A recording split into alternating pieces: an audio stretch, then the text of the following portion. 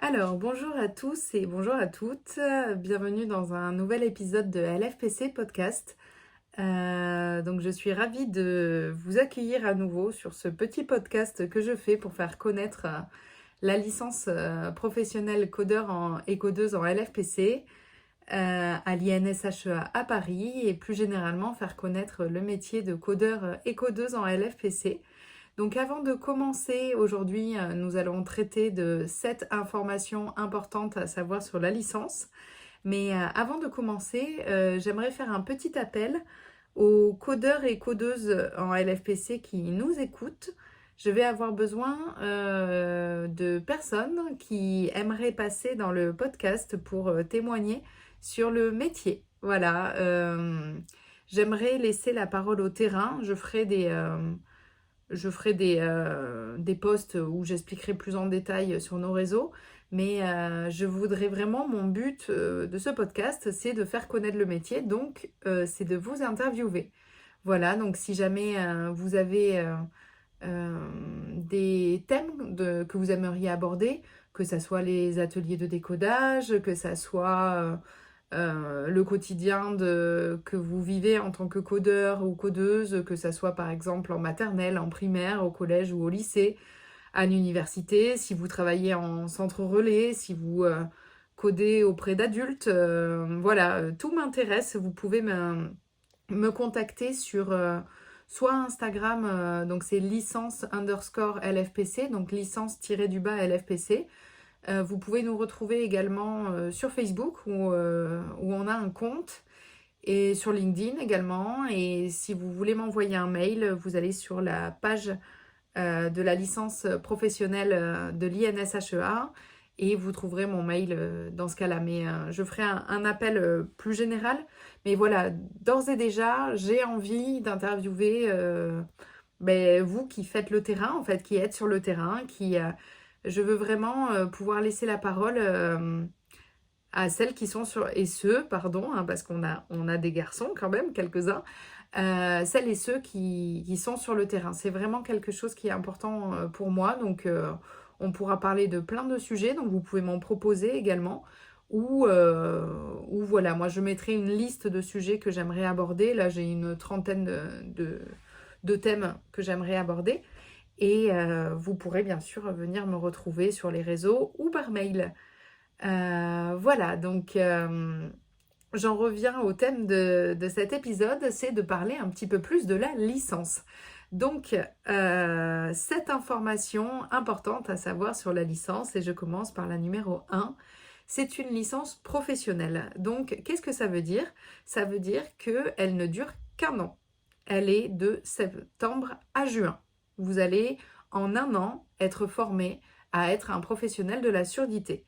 Vous n'avez pas à avoir de prérequis par rapport à la surdité. Il n'y a pas besoin de savoir des choses. Vous pouvez vous renseigner. Il y a une bibliographie notamment qui est disponible sur le site sur la page de la licence, si vous souhaitez. Mais voilà, il n'y a pas de prérequis forcément nécessaires. Et donc, on aura un an pour vous former. Donc, c'est un an intensif, hein, je vais pas mentir, du coup, pour vous former à être un professionnel de la surdité de septembre à juin. Donc, souvent, les semaines sont du lundi au jeudi. Et donc, ça m'amène à mon information numéro 2, c'est que nous sommes une licence hybride. Donc, nous avons du temps en présentiel, c'est-à-dire sur site. Donc notre site, c'est l'INSHEA qui se situe à Suresnes, près de Paris. Il faut prendre la ligne L pour nous rejoindre notamment. Et on a aussi des semaines en distanciel. Donc voilà, ma deuxième information, c'est que vous avez 17 semaines en présentiel sur l'année. De septembre à juin, on sera à Suresnes uniquement 17 semaines sur 52 semaines voilà, d'une année. Enfin là, ça fait même moins que 52 parce que ça c'est sur une année civile. Donc sur une année de septembre à juin, on n'y sera uniquement que 17 semaines.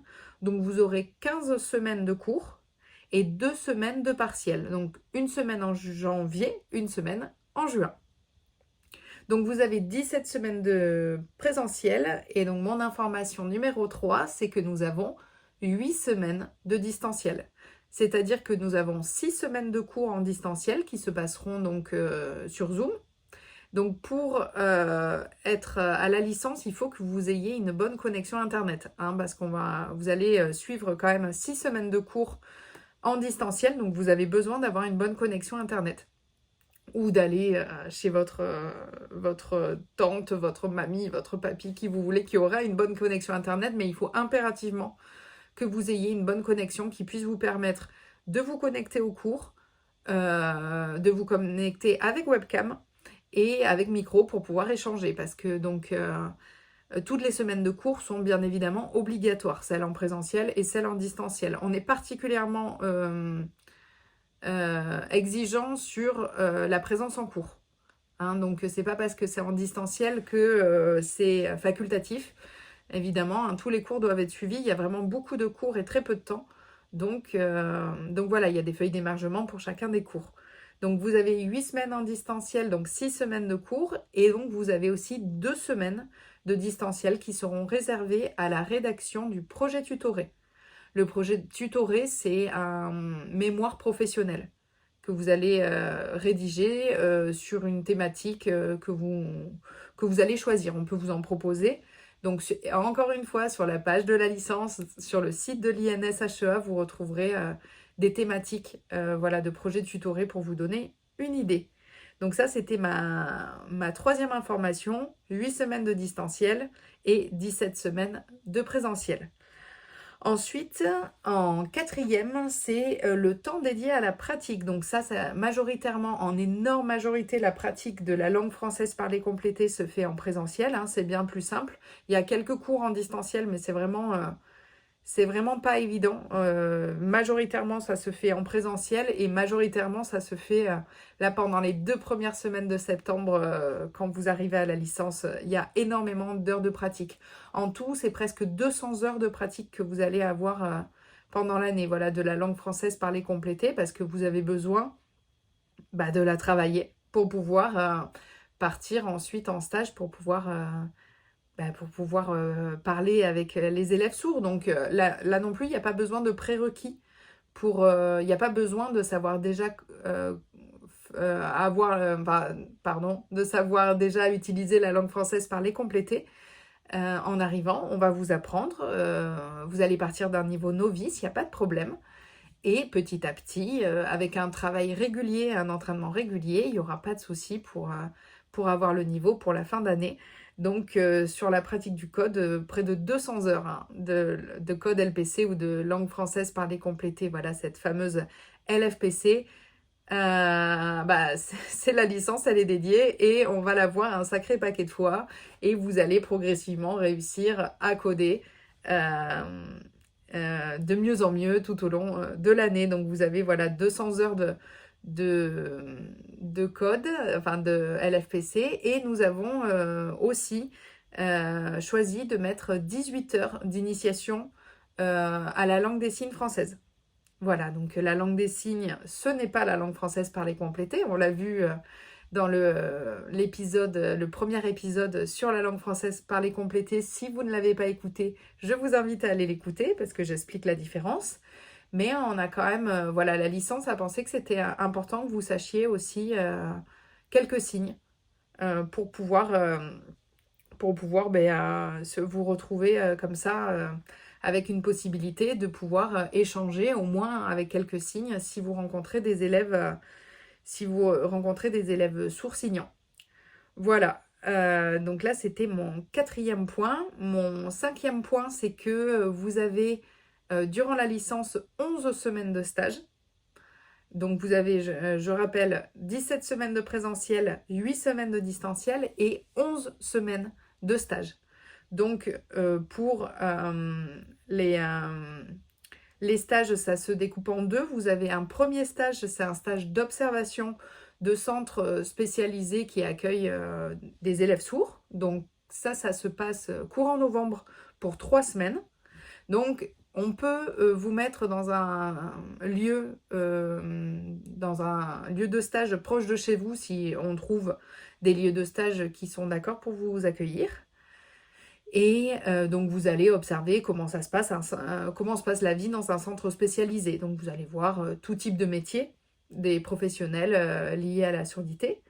Et ensuite, vous aurez un deuxième stage, c'est le stage de pratique qui se déroulera à partir de mars. Et dans ce cas-là, c'est un stage de pratique où vous allez accompagner obligatoirement des codeurs et des codeuses. Il faut qu'il y ait un pôle de codeurs. Dans le premier stage, c'est pas obligé. Vous pouvez aller observer un lieu de stage où on ne pratique que la langue des signes. Ce n'est pas du tout un souci. Par contre, pour le stage pratique, il faudra un lieu de stage qui vous accueille avec des codeuses et des codeurs qui vont vous évaluer sur votre code, vont vous aider sur votre code, vous former comme nous et vous évaluer sur votre code. Et donc ça, c'est 8 semaines. Donc ces deux stages-là peuvent être faits près de chez vous s'il y a une structure qui accepte de vous prendre en stage. Donc ça, généralement, c'est moi la responsable pédagogique qui m'occupe de contacter les lieux de stage pour pouvoir rentrer en contact avec eux et voir si c'est possible. Voilà, ça c'était mon point numéro 5. Mon point numéro 6, c'est que je vais parler un peu des inscriptions. C'est que nous, à l'INSHEA, pour la licence professionnelle, nous ne passons pas par Parcoursup. Voilà, ça c'est une information qui est importante. C'est que vous allez candidater directement sur le site de l'INSHEA. Vous n'avez pas besoin de passer par Parcoursup. Et après, nous avons un jury pour sélectionner les candidats. Si vous voulez vous renseigner, pareil, vous allez sur la page de la licence, il y a tous les papiers dont nous avons besoin, tous les documents nécessaires. Je rappelle que c'est une formation, donc une licence professionnelle à Bac+3, donc on va vous demander un Bac+2. Ou alors, si vous n'avez pas un Bac+2, vous pouvez également faire une demande de VAP, c'est de validation des acquis professionnels. Et ça, encore une fois, c'est sur la page de la licence sur le site de l'INSHEA. Vous téléchargez un dossier de demande de VAP que vous remplissez. Il faut certains critères. Par exemple, moi j'ai pu avoir des candidates qui étaient AESH avant, accompagnantes d'élèves en situation de handicap, et qui ont justifié d'un certain nombre d'années en fait professionnelles et qui ont pu faire un dossier en expliquant leur motivation. Et nous avons choisi de valider, donc un jury, il y a une commission au niveau de la validation des dossiers de VAP, et nous choisissons ou non de valider certains dossiers. Et donc dans ce cas-là, vous entrez en formation donc à la licence professionnelle sans avoir de Bac+2. Et ça vous validera ensuite un Bac+3. Donc voilà, ça c'est ma 6e information importante, c'est que nous ne dépendons pas de Parcoursup. Ce qui est quand même, voilà, je ne continuerai pas cette phrase, mais ça peut être plus pratique pour certains qui auraient des difficultés avec Parcoursup. Voilà.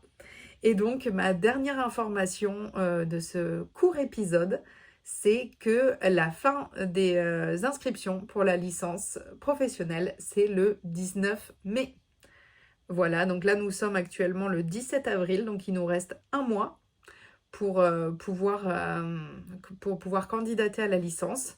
On a déjà pu prendre des fois des candidatures qui sont arrivées un peu plus tard, mais je vous conseille vivement de faire les candidatures maintenant jusqu'au 19 mai. Et ensuite, on peut encore, mais bon, c'est pas préférable. Il vaut mieux vraiment suivre cette date et en rester à cette date. Donc, c'est la date du 19 mai. Qui est donc un vendredi, le 18 mai étant mon anniversaire. Si jamais vous voulez m'envoyer une petite carte, j'aurai 36 ans, vous pouvez le faire, une petite carte d'anniversaire dans votre candidature, mais sinon, juste candidater voilà, jusqu'au 19 mai. En plus, c'est le pont de l'Ascension, donc vous aurez le temps ce vendredi de bien mettre toutes les pièces de votre dossier pour pouvoir qu'il soit en meilleur état possible. Et ensuite, on réunit un jury pour examiner vos candidatures et on vous donne une réponse ensuite durant le courant du mois de mai. Voilà, je vous ai donné les 7 informations importantes de la licence. Je les répète, c'est de septembre à juin. On a 17 semaines de présentiel, avec 15 semaines de cours et 2 semaines de partiel. On a 8 semaines de distanciel avec 6 semaines de cours et 2 semaines de rédaction de projet tutoré. Vous avez quelque chose comme 200 heures de pratique de code. Vous avez eu 11 semaines de stage, 8 semaines de stage pratique et 3 semaines de stage d'observation. La licence ne passe pas par Parcoursup et vous avez jusqu'au 19 mai pour candidater chez nous.